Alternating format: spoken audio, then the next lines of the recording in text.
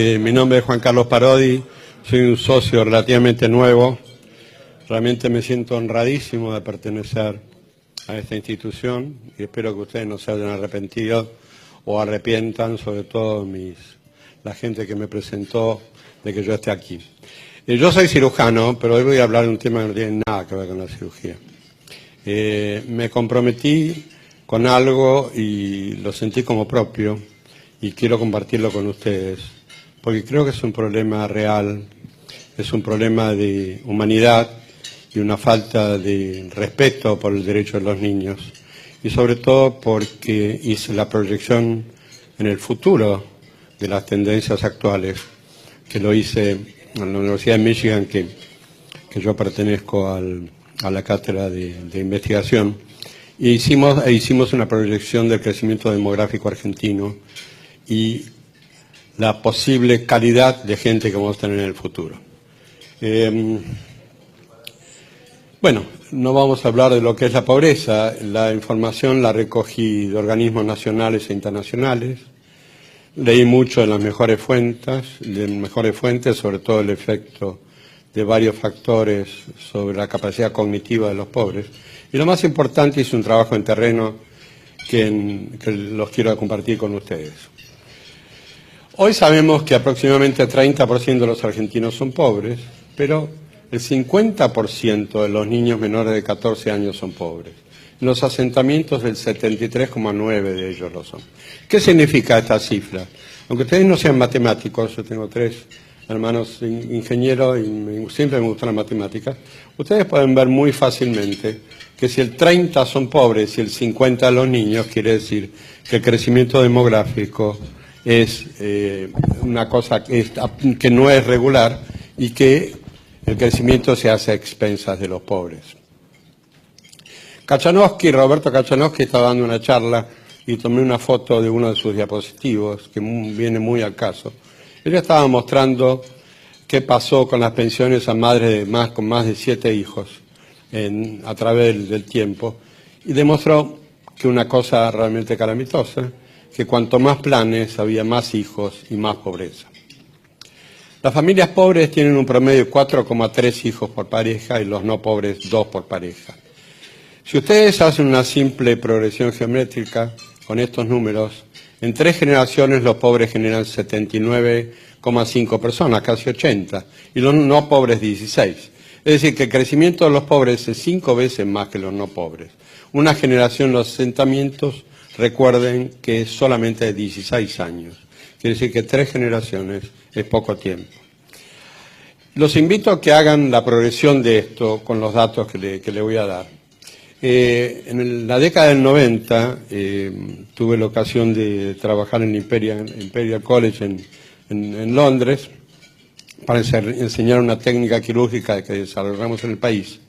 Y los londinenses me decían, estamos preocupados, pues nosotros tenemos una cultura milenaria, tenemos una religión, la anglicana, estamos muy preocupados por lo que está ocurriendo con el crecimiento demográfico de las familias musulmanas, que de ninguna manera habían juicio sobre lo bueno o lo malo que es la religión y son muy abiertos en ese sentido, debo confesarles, pero dijeron, no es nuestra cultura. Pero en poco tiempo, en el 2016, en la elección de Londres, directa, no indirecta, salió Sadiq Khan, que fue el primer musulmán mayor de Londres. Alrededor de Londres, todas las comunas, en este momento están en manos de musulmanes. ¿Qué pasa con esto? Que los colegios elementales disminuyen y las madrasas aumentan. Y fíjense lo que pasa con un país con la cultura como la inglesa, que en las madrasas se enseña el Corán. Bueno, esto es la proyección de lo que pasaba en los 90, y en esto me quiero dedicar yo a decirles a ustedes qué nos va a pasar a nosotros si no hacemos algo. Con la asignación de planes en el tercer mes de gestación, el embarazo adolescente se incrementó significativamente. En algunos hospitales se quintuplicó la atención a adolescentes embarazadas. ¿Y esto por qué? Porque al tercer mes ya recibían subvención. Y cuando tienen el hijo, tienen la subvención por hijo, y al año siguiente tienen otro embarazo para tener otra subvención. Nosotros no le podemos echar en cara nada porque necesitan plata y no la tienen, que ahí está el problema. Hay en uno de los estudios, que les recomiendo que lo lean, que fue un bestseller del New York Times por muchos años, se llama Freakonomics, está en inglés y en castellano, de Levi Dubner, que estudiaron uno de los capítulos sobre criminalidad. Y una cita de este libro es: no hay hijo que tenga menos posibilidades que aquel de madre adolescente con escasa educación. El 50% de estos niños serán delincuentes. Yo fui a visitar las villas y realmente me sentí muy mal y por eso me comprometí con el tema. Me fui al pozo de la cava, hablé con las familias, les llevé cosas, charlé con los chicos, llevé sociólogos, llevé psicólogos, llevé expertos en nutrición, que dicho sea de paso, ya tenemos en la Argentina 2 esfuerzos muy grandes en nutrición, que después vamos a hablar. Yo me empecé a preguntar, yo veía a esos chicos, la última casa que fui tenían 10 hijos, una mujer soltera que estaba embarazada, las 2 hijas mayores, adolescentes, ya estaban embarazadas, y empecé a hablar con esos chicos, que me sonreían porque les llevé regalos, y les vi los dientes marrones. Tenían dientes marrones en pleno San Isidro, porque no tenían calcio. El cociente intelectual de esos chicos era realmente bajísimo. Entonces yo pensé, este pobre chico no pidió venir acá.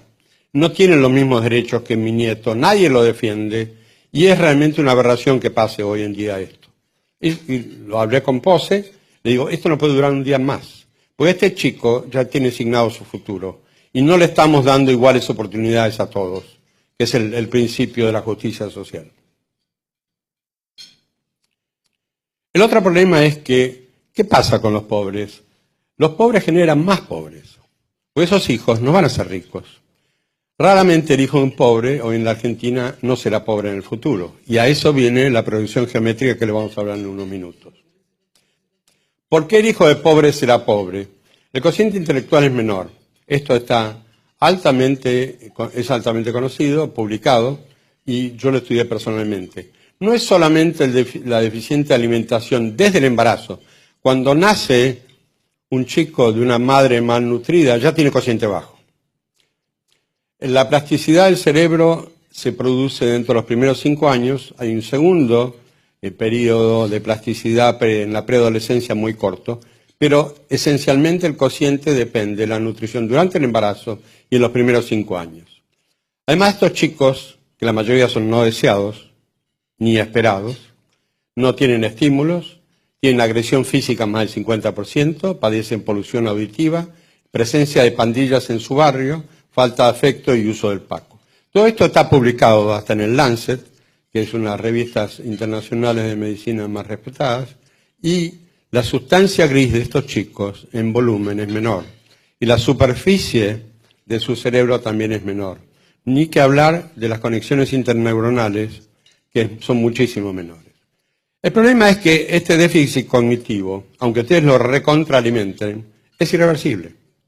Estos chicos, que son el 50% de los niños en Argentina hoy, van a ser nuestro futuro. Y esos chicos tienen bajo cociente. Y ahora vamos a hablar de la educación. Educación deficiente. Yo comprobé personalmente que en todas las villas los maestros no tienen título de maestro. Fui a hablar con los gremialistas y me dijeron, eso es así. Los que tienen título no van a las villas. Entonces tenemos que convocar a los que abandonaron el estudio, que no tienen título para que sean maestros. Quiere decir que en los lugares donde más educación necesitamos, tenemos a los peores maestros. Esto pasa hoy en la Argentina. Arieta Guadañe dio una charla interesantísima y nos decía, los hijos de los pobres no van a la universidad. No tienen las mismas posibilidades que tu hijo y tu nieto. No tienen ninguna. Entonces, ¿quién los defiende a los niños pobres? Nadie. Nadie. ¿Ustedes creen que con la subvención universal por hijo bajaron solamente el 5,6% el índice de pobreza? Es decir, ellos no pidieron venir a este planeta, tuvieron la desgracia de nacer en un lugar carenciado, su alimentación fue insuficiente, no tuvieron estimulación ni afecto, la mayoría recibieron castigos, muchos fueron abusados. La educación fue insuficiente, su mente no le permite competir con sus pares para alcanzar una profesión, un oficio o un trabajo digno. Es decir que su destino, como decíamos antes, estaba sellado. Eran perdedores, desocupados, resentidos, y muchos de ellos abrazaron el delito. Con la proyección del crecimiento demográfico asimétrico, como estamos hablando, en pocos años, la mayoría de los niños futuros adultos en nuestro país serán pobres, con capacidad mental disminuida y educación insuficiente. ¿Qué pasó con el delito? Desde el año 86 hasta ahora aumentó 10 veces. Va a seguir aumentando mucho más, porque ese 50% de niños, la mayoría ya fumó paco, y acá está Pepe Milei, que casualmente está estudiando el efecto del paco con el cerebro, y es devastador. Es decir, ¿quién nos está defendiendo estos chicos? Nadie. Por eso yo vengo acá, y por eso soy cirujano y estoy hablando de un tema no quirúrgico. Hablamos de hijos no deseados. Casualmente en el capítulo de Freakonomics de Levitt y Dubner estudiaron las consecuencias de ser un hijo no deseado. La delincuencia se alimenta de ellos. Los peores criminales en los Estados Unidos fueron hijos no deseados.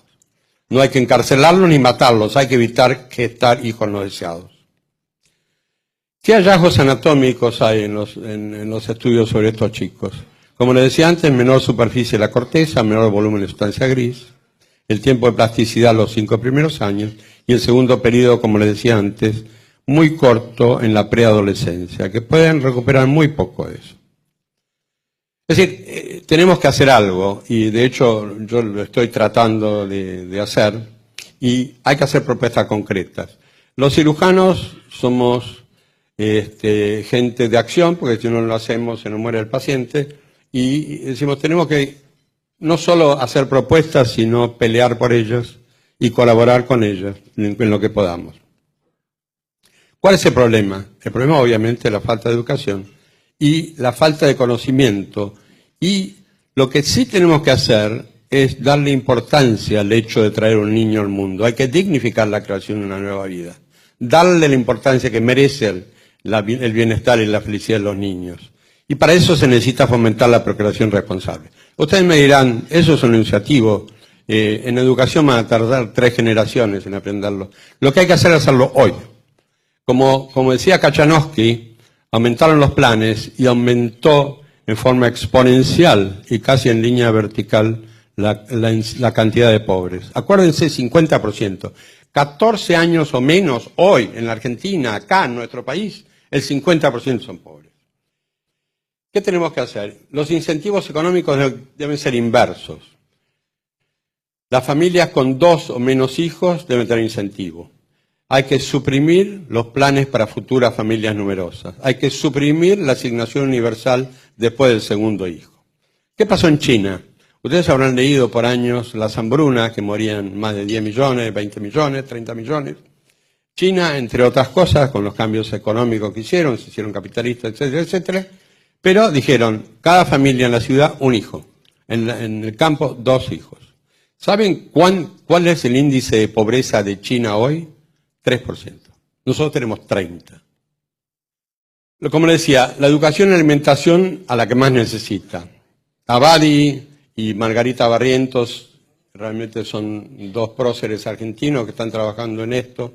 El problema es que yo le digo a Abadi está bárbaro lo que hace, pero no alcanzan los recursos para alimentarlos. Están creciendo en forma exponencial y no vamos a poder cubrir con recursos la alimentación adecuada y la educación adecuada de estos chicos. Entonces, ¿le estamos dando iguales oportunidades a todos? No. Somos injustos, no hay justicia social, y esto es el peor pecado nuestro. No le estamos dando oportunidades a esos chicos. No nos interesa que tengan 10 hijos, una mujer ignorante, no nos interesa qué está pasando con esos chicos. Hay que convencer a los padres, como yo traté, que no hay vivencia más enriquecedora que ver a sus hijos felices, con capacidad de progresar y tener éxito. Convencer a todos que la pobreza es carencia, no virtud. Y esto es un tema que tuvo una discusión muy importante, porque yo creo que esto es una verdad absoluta. Hay que terminar con la pobreza. No hay que pensar que la pobreza es una virtud. Una cosa es ser austero, no darse lujos mientras haya carentes, y otra cosa es hacer de la pobreza una virtud, cosa que no lo es. que es realmente una desgracia. Por otro lado, la Argentina tiene los mayores recursos naturales per cápita del mundo, seguramente ustedes lo sabían. Sarmiento terminó con los analfabetos, el primer país del mundo, pero en la economía mundial predominan los servicios. Y si bien tenemos gente capacitada, no tenemos estructura para competir. La participación de la agricultura en el comercio mundial, que nosotros nos sentimos muy fuertes, es del 3%. Tenemos millones de argentinos extranjeros con jubilaciones sin haber hecho aportes, planes y jubilaciones para todos, mientras que los niños del noroeste se mueren de hambre. Tenemos la carga impositiva, por otro lado, más alta del mundo. Es decir, este camino evidentemente no promueve el progreso, sino el oprimir a los que más producen. La Universidad de La Plata tiene un tercio, y eso lo vi yo personalmente, un tercio de alumnos extranjeros que estudian gratuitamente. Somos buenos, sí, pero lo que pasa es que no somos ricos. Tenemos chicos muriéndose de hambre en el norte y le estamos regalando estudios a gente con capacidad de pago y no pagan nada. La tercera parte de los estudiantes de La Plata son extranjeros. Y en Buenos Aires el número es más o menos similar. La maternidad Sardá que visité tiene el 80% de la cama de maternidad ocupada por bolivianas. Se atienden gratis y vienen en tour, que eso lo vi yo también. En ómnibus, se atienden gratis, como si nos sobrara la plata. Vayan ustedes a Bolivia a atenderse, no sé si alguien fue. No los van a atender si no pagan. No van a hacerlos entrar a una escuela si no pagan. Y acá se los regalamos, cuando en realidad se nos están muriendo los chicos. Entonces somos tontos y cobardes. Yo lo creo fervientemente. Muchos paraguayos vinieron ilegales, el gobierno les dio papeles, usurparon tierras en la Recoleta, robaron material de construcción de las obras que trabajan, se hicieron edificios hasta 4 o 5 pisos, se colgaron de los servicios sin pagar y hoy alquilan los departamentos y viven de renta. ¿Somos vivos? No, somos retontos, aunque la mayoría seamos profesionales. Es decir, le damos educación y salud gratis, subsidios a todos, las fronteras son porosas y ni siquiera controlan los antecedentes de los inmigrantes. Es decir, ¿somos ricos? Como le decía, no somos ricos. Tenemos gremialistas corruptos y mafiosos, la policía recibe órdenes de no reprimir cuando hay una horda que rompe a mazazos las plazas y la policía cuando actúa los procesa. Es decir, ¿estamos bien? Nuestro futuro, si no cambiamos, es calamitoso. Nos estamos llenando de habitantes con escasa capacidad mental, con pobre educación y tendencia del delito, y eso es muy serio. En pocos años volverá el populismo, los cubanos, como ya lo hicieron con los montoneros, darán las órdenes y seremos otra Venezuela. Tendremos que emigrar y entregar el país a los que con astucia y perseverancia están tomando el poder. ¿Hay posibilidad de revertir la tendencia? Sí, pero con estrategia, coraje, paciencia y mucho trabajo. Discúlpenme el ímpetu que le puse y el entusiasmo, pues realmente lo siento y además lo creo.